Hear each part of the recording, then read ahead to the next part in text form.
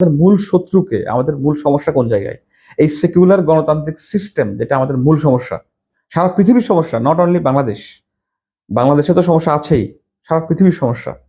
এবং প্রত্যেকটা দেশে দেশের শাসক গোষ্ঠী, celebrity, cultural celebrity, sports celebrity, each and everybody, এরা প্রত্যেকে হচ্ছে কি এই লোকগুলোর গোলামি করে, এই লোকগুলোর কাছে গিয়ে ধর্ণা দেয় এবং এদেরকে সাপোর্ট করে। আপনি দেখেন, আমাদের চলচ্চিত্র ব্যক্তিত্বগুলো দেখেন, তারা যতদিন আওয়ামী লীগ ছিল, আওয়ামী লীগের পা চেটেছে, এখন হচ্ছে কি সেম আর একটা দলের পা চাটবে, এভাবে চলতে থাকবে, এই চক্র চলতে থাকবে।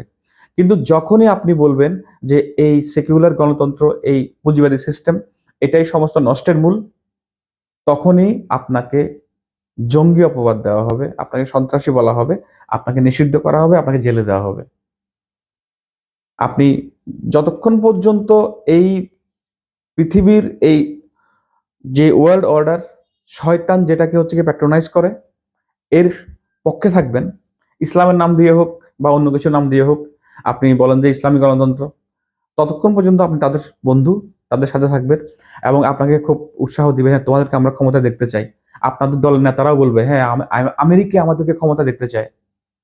কিন্তু যখনই আপনি বলবেন যে না, আমি তো ইসলাম চাই, আমি ইসলামিক সিস্টেম চাই, তখন আপনি কিন্তু নিষিদ্ধ হয়ে যাবেন।